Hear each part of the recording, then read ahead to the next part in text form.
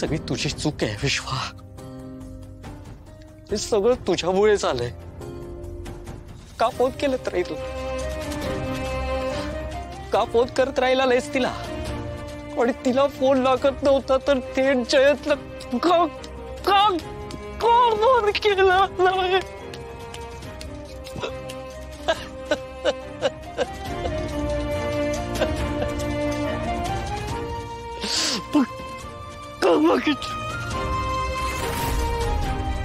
बघितलंस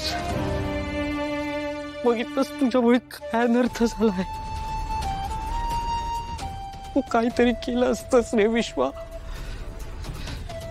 काहीतरी केलं असतंस तिला शोधायला. Something at least.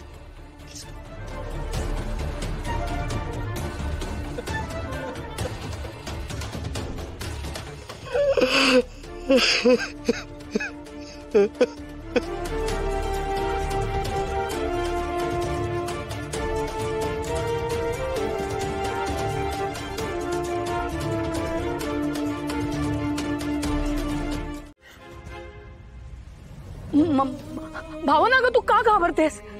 अगं जानूला काही नाही होणार, वेडे आहात तुम्ही. जावई बापू तुम्ही पण सगळ्यांना घाबरवून टाकलात बघा. तुम्ही काय म्हणालात? किती पाण्यात पडली, तिकडे सापडली नाही तुम्हाला? अहो म्हणजे हरवली आहे, बेपत्ता झाली आहे. काय रडताय कसे तुम्ही? जणू काही आभाळ कोसळलंय. अहो पाण्यात पडली, हरवली, सापडेल, शोधायला पाहिजे. सिद्धू आहे ना, तो पटकन शोधले. सिद्धू ए बाळा ऐक ना, तुझ्या खूप ओळखी आहेत की नाही, तू एक काम कर, तू ना तुझ्या मित्रांना सांग, पोलिसांना सांग, तुझ्या माणसांना सांग. अगं बाई मी पण वेडीच आहे. हो जाऊ बापू, तुमची ओळख तर दिल्लीपर्यंत आहे की नाही, तुम्ही सांगितलं तर पटकन शोधून काढतील. हे बघा तुम्ही काय करायला हवं होतं माहितीये का? तुम्ही गोवा पोलिसांकडे जायला हवं होतं आणि त्या बोटीवर काय घडलं, कधी घडलं, ती कशी पडली, कशामुळे पडली, सगळं सांग. तुम्ही सांगितलं की नाही पोलिसांना? अहो पोलीस शोधून आणतील ना. नाही का? अहो सांगा ना तुम्ही. जावई बाबू रडून रडून कसं चालेल? अहो पोलिसांना सांगा, ती शोधून आणतील.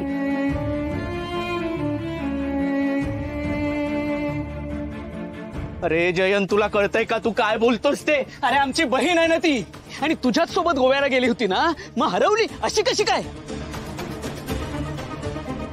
गोव्याला गेला होतात ना, मग बोटीवर कशाला जायचं? अशा ठिकाणी जायचंच कशाला जिथे अपघात घडू शकतो? तेच ना. अरे किमान आरडाओरडा तरी करायचा, हेल्प मागायची, सापडली असती ना ती. तू काय करत होतास? तू काय करत होतास?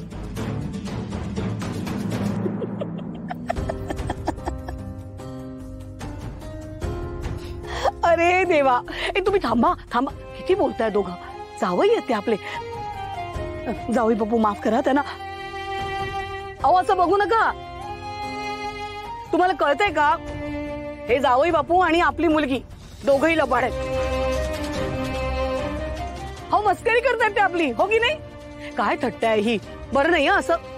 अहो तुम्ही विसरलात का? मागे एकदा नाही का जान्हवीला आपल्याला भेटायचं होतं, मग यांनी नाही म्हटलं, ती बिचारी घाबरली आणि त्यानंतर हे आले आणि आपल्याला घेऊन गेले तिच्या समोर. काय तर म्हणे सरप्राईज.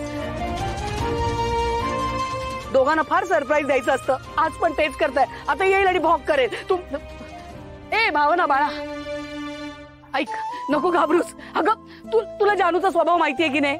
अगं आता चांगला कान धरून तिला घेऊन येते बघ, कशी घाबरवते ती आपल्याला. जावई बापू आई, अगं थांब आणते तिला. आई ऐका ना, असं काय कर? आपण सगळ्यांनी ऐकलं ना बातम्यांमध्ये काय चाललंय. अगं तू वेडी आहेस का आणि रडतेस काय सणासुदीला? अगं ते टीव्हीवर काही दाखवतात, त्याच्यावर विश्वास नाही ठेवायचा. खोट्या बातम्या असतात सगळ्या. ती पण गाडीत बसली असणार. मी थांब, आता एक काम कर, तू जा आणि कान धरून घेऊन ये. लबाड कुठली. तिला म्हणावं आईला असा त्रास देतात का? अगं या घराने बऱ्याच गोष्टी बघितल्यात. अगदी अगदी आत्ता आत्ताच आपण आजीचं कोमात जाणं सुद्धा बघितलं. पण अगं या घटनेवर माझा विश्वासच बसत नाही. सिंचना ही घटना पचतच नाही अगं मला. डोक्यात ना अनेक प्रश्न फिरतायत अगं. पण सिंचना अगं आपली जानू तिने काय कोणाचं वाईट केलं असेल ग? आणि त्या यॉट वरून कशी काय पडली असेल ती? मला कुठल्याच प्रश्नाचं उत्तर सापडत नाही अगं. असे अनेक प्रश्न माझ्या डोक्यात फिरतायत.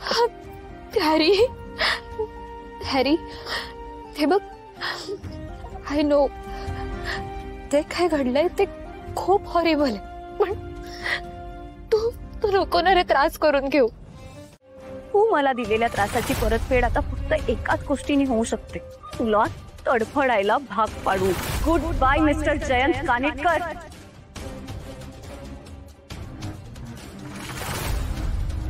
मिस कॅरेटचा धक्का तिने अजूनही पचवला नव्हता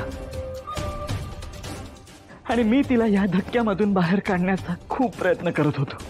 जेव्हा आम्ही यॉटवर गेलो तेव्हा जानू असं दाखवत होती की ती खूप खुश आहे, नॉर्मल झाली आहे, तिने तो धक्का पचवलाय.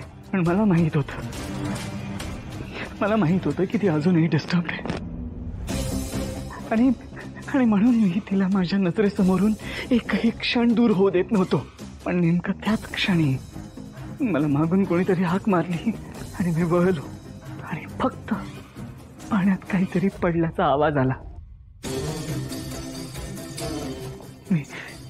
मी घाबरून वळलो तेव्हा जानू तिथे नव्हती.